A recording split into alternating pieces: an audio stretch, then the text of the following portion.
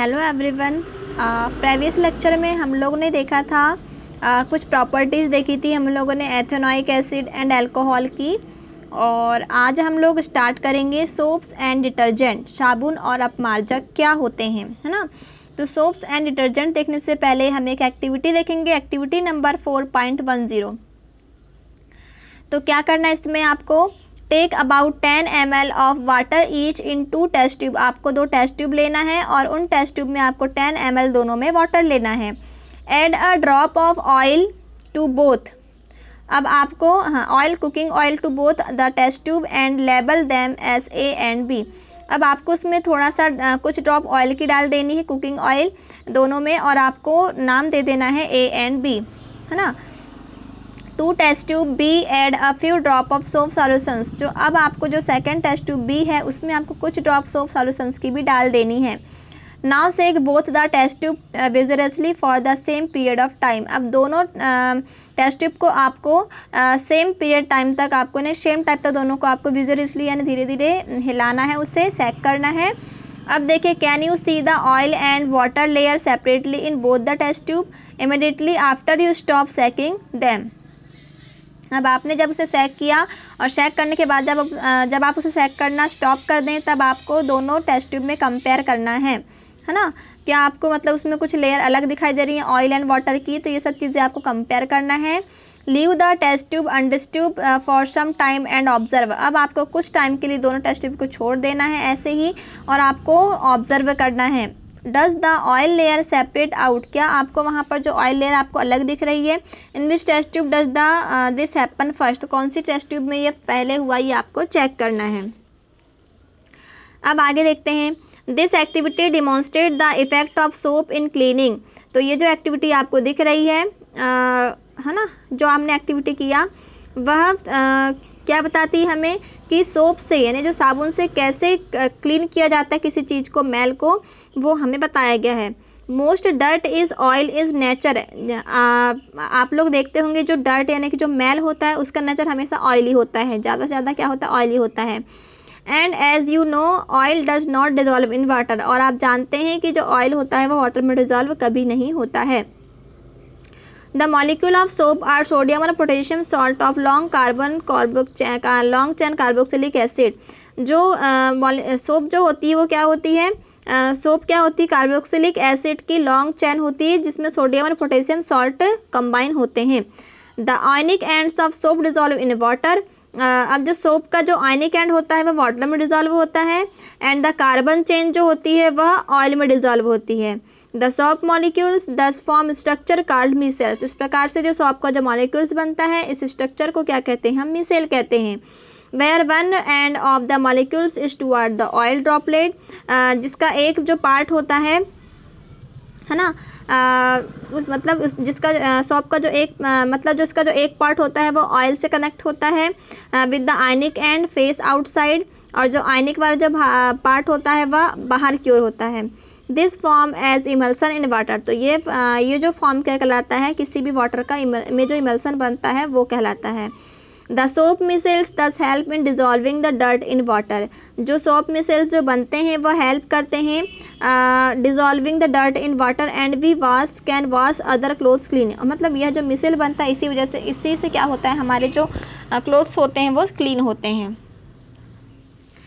Can you draw the structure of the micelles the would be form if you dissolve soap in hydrocarbon, है ना। तो क्या बोल रहा है कि आप मिसेल का स्ट्रक्चर बना सकते हैं। तो देखिए, सबसे पहले तो आपको ये पता होना चाहिए कि मिसेल्स होते क्या हैं। तो यहाँ मिसेल्स के बारे में कुछ बताया गया है, देख सकते हैं आप।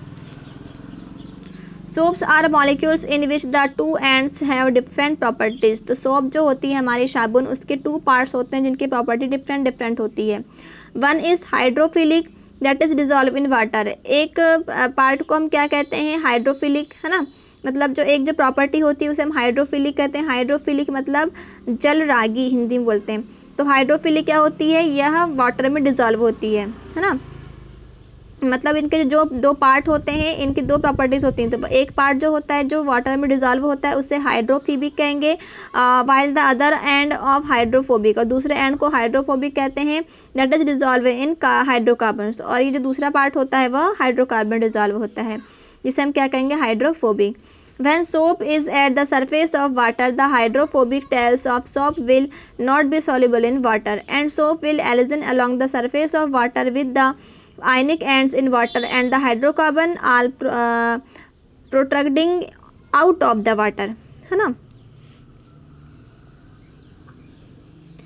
अब देखिए क्या बोल रहा है, when soap is at surface of water, जब सोप कहाँ होता है, वाटर के सरफेस में होता है, तब हाइड्रोफोबिक जो टैल होती है शॉप की will not be soluble in water, ये वाटर में सॉल्यूबल नहीं होती है, and the soap will align along the surface of water with the ionic end, है ना। और जो आयनिक वाला जो पार्ट होता है वह अंदर होता है, अंदर की ओर होता है।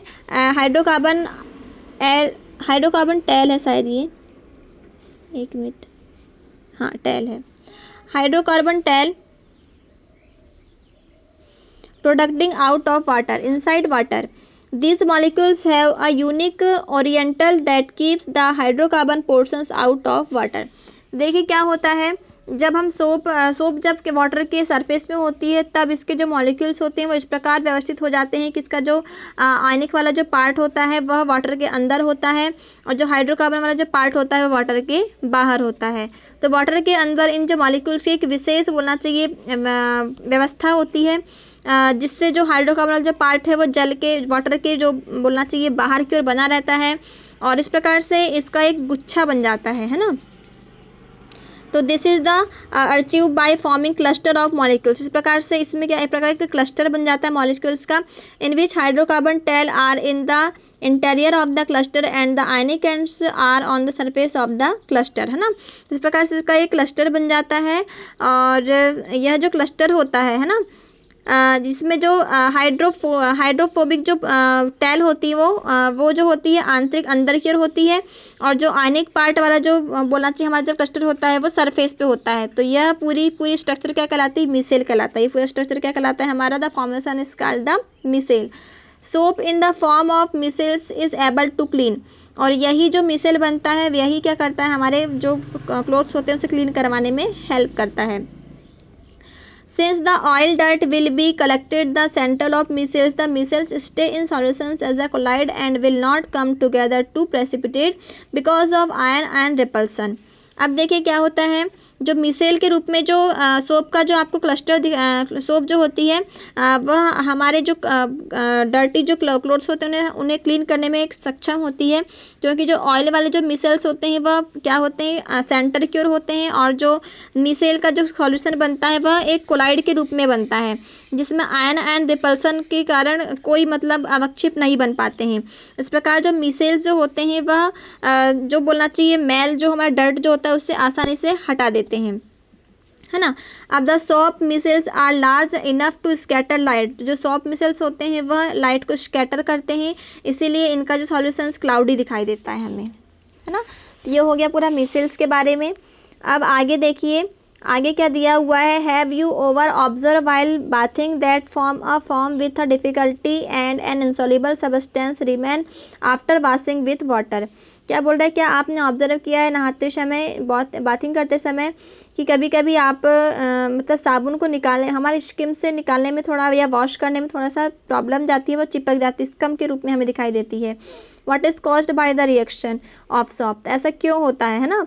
तो by the calcium and magnesium salt, तो क्या होता है, this is caused by reactions of shop with the calcium and magnesium salt. तो ऐसा इसलिए होता है क्योंकि जो सॉप होती है वो वाटर में जो कुछ वाटर ऐसे होते हैं जिसमें मैग्नीशियम एंड कैल्शियम सॉल्ट होते हैं, तो वह सॉप इनसे रिएक्शन कर लेती है, जिसकी वजह से एकदम से हमारे स्किन से साबुन नहीं निकल पाती है। Which cause the hardness of water, तो यह ऐसा इसलिए होता है क्योंकि जो हार्ड वाटर होता है उसमें कैल्शियम एंड मैग्नीशियम के सॉल्ट पाए जाते हैं। Hence you need to use a larger amount of soap, this problem is overcome by using another class of compound called a detergent. तो हमें इस प्रॉब्लम को सॉल्व करने के लिए फिर हम क्या करते हैं, कुछ अदर कंपाउंड यूज़ करते हैं, जैसे कि डिटर्जेंट हो गया, क्लीनिंग एजेंट के फॉर्म में हम डिटर्जेंट का यूज़ करते हैं। डिटर्जेंट्स आर जनरली अमोनियम और sulphonic salt of long chain carboxylic acid. Detergent क्या होते हैं, या कार्बोक्सिलिक एसिड की लॉन्ग चेन के अमोनियम या सल्फोनेट सॉल्ट होते हैं। The charge ends of this एक मिनट, the charge end of this compound do not form insoluble precipitate with the calcium and magnesium ion in hard water. तो जो detergent में जो होते हैं, डिटर्जेंट जो होते हैं, यह हार्ड वाटर के कैल्शियम एंड मैग्नीशियम से रिएक्शंस बोलना चाहिए नहीं करते हैं, और यह प्रेसिपिटेट भी नहीं बनाते हैं, जिसकी वजह से क्या होता है, the remain effective in hard water. तो इस प्रकार से हार्ड वाटर में भी ये रिएक्शन करते हैं, अपना बोलना चाहिए अच्छा देते हैं यूज़। तो detergents are usually use to make shampoos and product for cleaning agent. इस प्रकार से डिटर्जेंट का यूज़ हम किस में करते हैं, शैम्पूज एंड प्रोडक्ट बनाने में इसका यूज़ हम करते हैं। तो ये हो गया हमारा चैप्टर नंबर 4 कंप्लीट, और आई थिंक आप लोगों को समझ में आया होगा। यदि आपको जो चीज़ समझ में नहीं आई है तो आप मुझे मैसेज कर दीजिएगा। अब मैं आपको क्वेश्चन आंसर की PDF सेंड कर दूँगी ग्रुप में, तो आप लोगों को क्वेश्चन आंसर्स नोट करने के साथ साथ लर्न भी करना है। आज के लेक्चर में इतना ही। Thank you.